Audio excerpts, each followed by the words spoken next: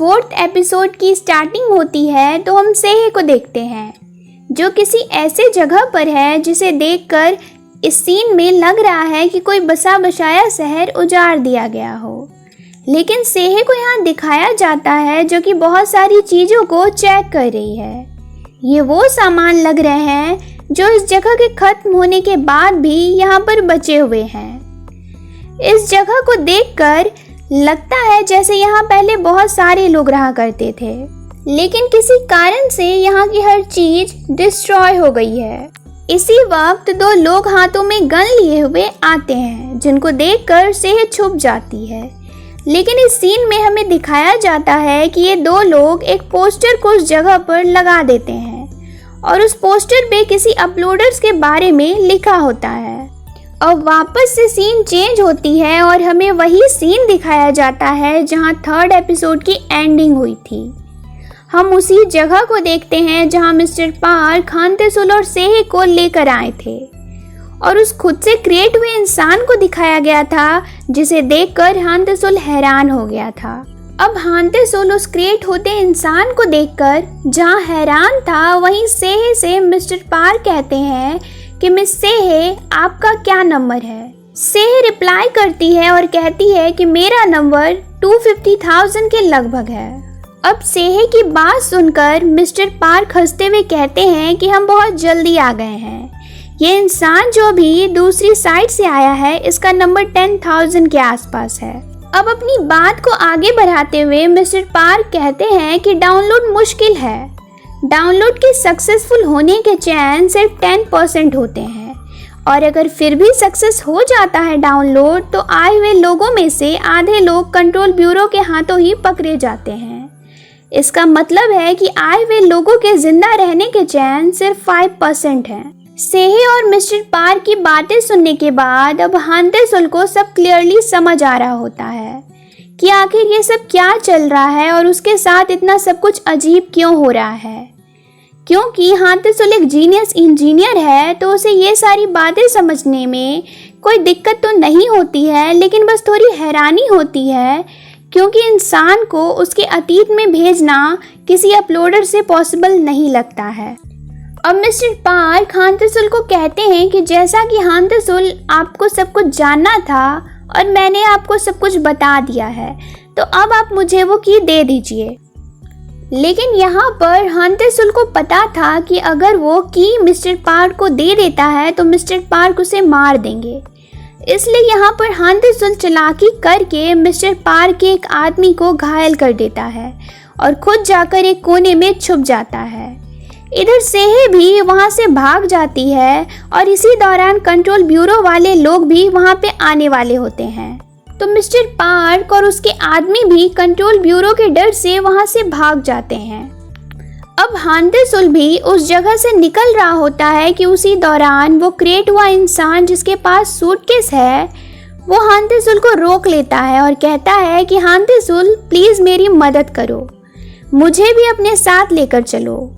हांतेसुल इस दूसरे साइड से आए हुए इंसान की बातों को इग्नोर कर वहाँ से जाने लगता है, लेकिन उसी वक्त ये इंसान हांतेसुल को कहता है कि मैं तुम्हारे भाई तेहन के बारे में जानता हूँ, वो कहाँ है मैं तुम्हें बताऊंगा, लेकिन इसके बदले तुम्हें मेरी हेल्प करनी होगी। अब क्योंकि हांतेसुल अपने भाई को ढूंढ रहा है तो वो इस इंसान की बातें मानकर उसे भी अपने साथ वहाँ से ले जाता है और इतने में हम देखते हैं कि कंट्रोल ब्यूरो वाले लोग भी इनका पीछा करने लगते हैं। सेहे कंट्रोल ब्यूरो वाले लोगों से हांतेसुल और उस दूसरे साइड से आए हुए इंसान को बचाने लगती है और इस दौरान सेहे एंड कंट्रोल ब्यूरो वालों के बीच काफ़ी फाइट भी होती है। अब सीन वापस से चेंज होती है और हमें कार में जाते हुए हांतेसुल, सेहे एंड वो फ्यूचर से आया हुआ इंसान दिखाया जाता है। अब हमें थोड़ी देर बाद उस दूसरे साइड से मतलब फ्यूचर से आए हुए इंसान की स्टोरी दिखाई जाती है। दरअसल इस इंसान का नाम यूनजी होता है जो अपनी बीमार माँ के साथ अकेले रहता था और पेशे से एक पुलिस ऑफिसर था। लेकिन लास्ट टाइम जब ये अपनी माँ को खाना खिला रहा था तो अपनी माँ के लापरवाही करने की वजह से उनके साथ बुरा बिहेव करता है और गुस्से से घर से बाहर निकल जाता है और उसी रात जब ये इंसान यूनजी अपने नाइट ड्यूटी पे होता है तो इसी वक्त कुछ इमरजेंसी होने के कारण उसे एक जगह पर भेजा जाता है जहां एक क्रीचर यूनजी पे हमला कर देती है। और यही वो समय होता है जिसके बाद से यूनजी वापस कभी अपनी माँ से नहीं मिल पाया। इनफैक्ट उसे कंट्रोल ब्यूरो वालों ने भी पकड़ लिया था। और यूनजी के लाइफ का सबसे बड़ा गिल्ट था कि वो जब लास्ट टाइम अपनी माँ से मिला था तो उसका बिहेवियर अपनी माँ के साथ बहुत बुरा था। और उसके बाद ही यूनजी की माँ बीमारी के कारण मर जाती है और अपने लाइफ के गिल्ट को यूनजी कम करना चाहता है। इसलिए यूनजी हानतेसुल और सेहे के साथ जब कार में जा रहा होता है तो वो हानतेसुल को कहता है कि मुझे पहले मेरे घर ले चलो, तभी मैं तेहन का पता बताऊंगा। हानतेसुल को ना चाहते हुए भी यूनजी की बात माननी पड़ती है क्योंकि वो तेहन से मिलने के लिए कुछ भी कर सकता था। अब जब ये तीनों कार में जा रहे होते हैं तभी हानतेसुल बहुत फनी बातें करता है। वो सेहे को कहता है कि उस शादी वाली फोटो का क्या हमारी शादी होने वाली है। सेहे हानतेसुल की बातों का रिप्लाई देते हुए कहती है कि मुझे कैसे पता होगा ये। हानतेसुल अब वापस से सेहे को कहता है कि मुझे माफ करें आप, लेकिन आप मेरे टाइप की नहीं हैं। सेहे भी हानतेसुल को कहती है कि आप भी मेरे टाइप के नहीं हैं, मैं आपसे शादी करना भी नहीं चाहती हूँ। अब सीन चेंज होती है तो हम देखते हैं कि यूनजी अपने घर पहुंच गया है और उसके साथ सेहे एंड हानतेसुल भी खड़े हैं। यूनजी का यहाँ अपने घर आने का कारण बस उस रात जब आखिरी बार उसने अपने माँ को देखा था और अपने माँ के साथ बुरा बिहेव किया था, उसे ठीक करना था क्योंकि उसके बाद ही यूनजी की माँ मर गई थी। क्योंकि यूनजी दूसरी दुनिया से पास्ट में आया है तो यूनजी अपने पास्ट में किए गए गलती को ठीक करना चाहता है। वो यहाँ अपनी माँ से मिलता है, उन्हें अच्छे से रामेन नूडल बनाकर खिलाता है और उनसे ढेर सारी अच्छी बातें करता है क्योंकि यूनजी जानता है कि उसकी माँ अब मरने वाली है। लेकिन क्योंकि वो पास्ट में आया है तो वो अपनी माँ के मरने से पहले उनके साथ अच्छी यादें बनाना चाहता है और एक अच्छे बेटे की तरह उनके साथ बिहेव करना चाहता है। अब सेहे एंड हानतेसुल यूनजी के घर पे ही होते हैं तो वो लोग भी समझ जाते हैं कि आखिर यूनजी यहाँ पे क्यों आया है। और यूनजी के घर पर जब हानतेसुल एंड सेहे एक साथ बैठे होते हैं तभी सेहे हानतेसुल को बताती है कि आप शायद जानते होंगे लेकिन वो लोग आपको मारना चाहते हैं। हानतेसुल पूछता है कि कौन लोग मुझे मारना चाहते हैं। सेहे कहती है कि सब लोग आपको मारना चाहते हैं लेकिन खासकर सिग्मा है जो आपको मारना चाहता है। हानतेसुल पूछता है कि ये सिग्मा कौन है। सेहे हानतेसुल को एक कार्ड देती है जो कि सिग्मा का होता है और यहाँ पर सेहे हानतेसुल को कहती है कि वुशान तो केवल शुरुआत है, आपका पीछा वो लोग हर जगह करते रहेंगे। तभी हानतेसुल वापस से सेहे से पूछता है कि आखिर ये लोग मुझे क्यों मारना चाहते हैं। और हानतेसुल की बातों का रिप्लाई देते हुए सेहे कहती है कि मुझे विश्वास तो नहीं है लेकिन शायद आपने किसी कर्स अपलोडर का आविष्कार किया है और मुझे आपको प्रोटेक्ट करने को यहाँ भेजा गया है और कुछ भी हो जाए मुझे यहाँ पास्ट में आने के बाद आपको उस अपलोडर का आविष्कार करने से रोकना होगा।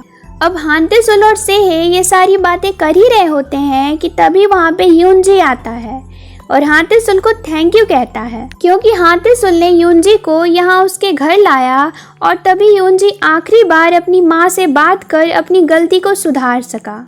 यूनजी अब हानतेसुल को तेहन का पता तो बता देता है लेकिन हानतेसुल को एक वादा करने को कहता है। यूनजी कहता है कि आप वादा करिए कि आप वहां जाकर वहां के दूसरे फ्लोर पर नहीं जाएंगे और साथ ही यूनजी सेहे को भी कहता है कि मुझे यहाँ आपको मारने के लिए भेजा गया था। मतलब यूनजी को दूसरी दुनिया से यहाँ सेहे को मारने के लिए भेजा गया था। अब सेहे यूनजी से पूछती है कि आपको किसने मुझे यहाँ मारने को भेजा है तो यूनजी रिप्लाई देते हुए कंट्रोल ब्यूरो वालों का नाम बताता है। अब यूनजी सारी बातें सेहे एंड हानतेसुल को बता ही रहा होता है लेकिन तभी वहाँ पे कंट्रोल ब्यूरो के लोग आते हैं और इसी दौरान यूनजी सेहे एंड हानतेसुल छुप जाते हैं लेकिन छुपने के बावजूद यूनजी मारा जाता है और सेहे एंड हानतेसुल यूनजी की कार की चाबी लेकर घर की खिड़की से किसी तरह से निकल जाते हैं। और युनजी के कार में वहाँ से कंट्रोल ब्यूरो वालों से बचकर तो ये लोग निकल जाते हैं, लेकिन कंट्रोल ब्यूरो के लोग पहले युनजी के घर के चारों ओर के सीसीटीवी कैमरास को चेक करके ये पता लगा लेते हैं कि आखिर ये लोग कैसे वहाँ से बच निकले।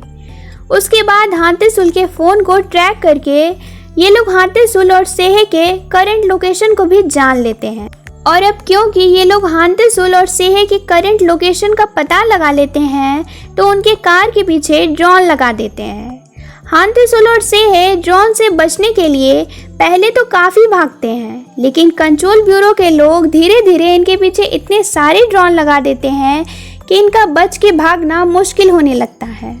तभी सेहे सारे ड्रोन को अपने गन से शूट करके डिस्ट्रॉय कर देती है और वापस से ये लोग वहाँ से भागने लगते हैं। लेकिन अब कंट्रोल ब्यूरो के बहुत सारे लोग इनकी कार का पीछा करना शुरू कर देते हैं। हांते-सुल एंड सेहे भागने का ट्राई करते हैं, लेकिन ये लोग भागते भागते ब्रिज के एंडिंग पॉइंट पे चले जाते हैं, जहाँ से आगे जाना पॉसिबल नहीं होता है। और लास्टली कंट्रोल ब्यूरो वाले लोग इनको पकड़ने ही वाले होते हैं कि तभी ये लोग प्लान करते हैं कि कंट्रोल ब्यूरो से बचने के लिए ये लोग सामने दिख रही ओशन में जंप करेंगे। प्लान के मुताबिक जब हांते-सुल एंड सेहे ओशन में जंप करने जा रहे होते हैं तभी सेहे के हाथ पर एक गोली लग जाती है, जिससे ओशन में जंप करते वक्त सेहे का हाथ हांते-सुल के हाथ से अलग हो जाता है। अब थोड़ी देर बाद हमें पानी के अंदर का सीन दिखाया जाता है, जहां सेहे तो गोली लगने के कारण गिर रही है, लेकिन उसकी वही डायरी हमें दिखाई जाती है और उस डायरी में लिखा होता है कि डियर सेहे, ध्यान से सुनो, हमें कुछ करना होगा। अपलोडर ले लो और पास्ट में जाओ, हांते-सुल को बचाओ। अगर वो होगा तो इस लड़ाई को रोका जा सकता है और केवल तुम ही इस काम को कर सकती हो। जाओ उसे बचाओ। और दूसरी तरफ हमें सेहे अपने फादर के बातों को सोचते दिख रही है। गाइस, मैं आपको बता दूं कि सेहे के फादर, जिन्हें हमने फर्स्ट एपिसोड में देखा था, ये कहते हैं कि हांते-सुल से दूर रहना, उसे कभी बात मत करना, हर कीमत पर तुम्हें उससे दूर रहना है। इसी के साथ एपिसोड 4 खत्म हो जाती है। अब हम नेक्स्ट वीडियो में एपिसोड 5 के साथ मिलेंगे। Thanks for watching.